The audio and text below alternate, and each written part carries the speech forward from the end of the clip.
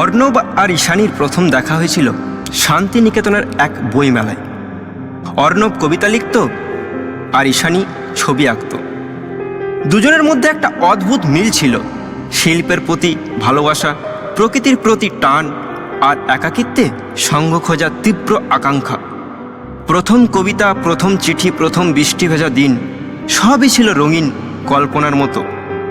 অর্ণব বলতো, তুই আমার কবিতার সবচেয়ে সুন্দর ছত্র, আর ঈশানী বলতো, তুই না থাকলে রং তোলা মাটির মতো মনে হয় জীবনে কিছুই আঁকতে পারি না।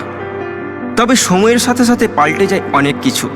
ঈশানী শহরে চলে যায় পড়াশোনার জন্য, দূরত্ব বাড়ে, কথা কমে।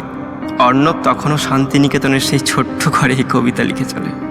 কি অদ্ভুত জীবন! কিন্তু ঈশানীর জীবন বদলে যাচ্ছিল। নতুন বন্ধু, নতুন স্বপ্ন। একদিন হঠাৎ অর্ণবের কাছে একটা SMS আসে।